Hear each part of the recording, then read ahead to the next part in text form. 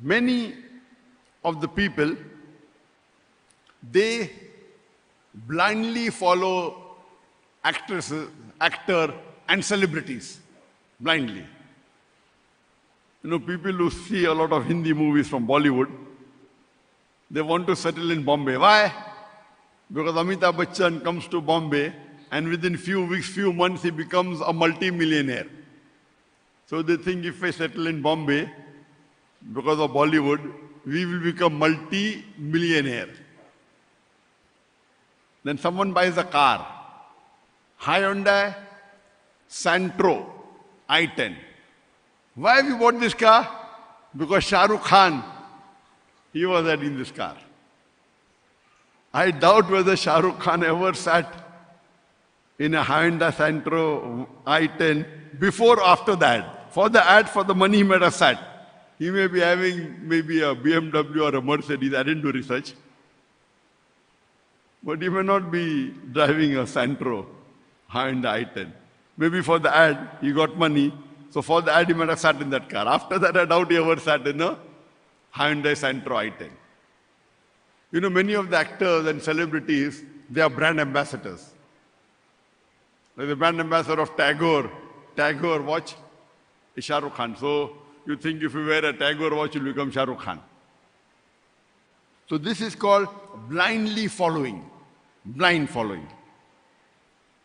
Then there are people who have a goal, like one businessman, he buys a textile factory because he knows that in textile industry, good profit. So he buys it.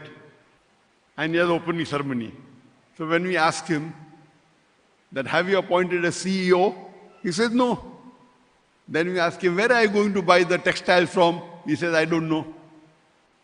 Where are you going to sell your textile? He says, I don't know. So he has a goal. That means he knows that in textile industry there's profit, but no planning. Goal without planning. Let me give you another example.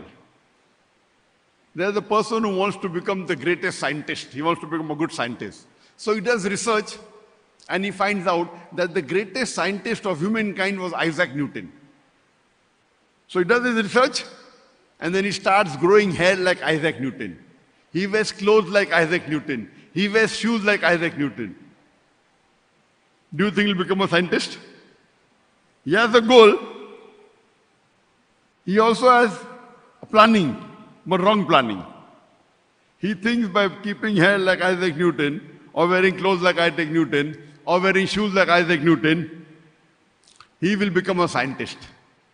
So this is an example of a goal with planning, but wrong planning. Who is the best? Who can give the reply to the question, what is the purpose of our lives? Is it a teacher? Can the best answer be given by a doctor? By a psychologist? Can it be given by Dr. Zakir Naik?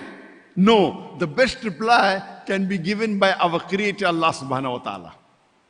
And Allah gives this reply in Surah Dhariyat, chapter number 51, verse number 56. And I start my talk with this verse of the Quran. وَمَا خَلَقْتُ الْجِنَّ وَالْإِنسَ إِلَّا لِيَعْبُدُونَ. That we have created the jinn and the men not but to worship me.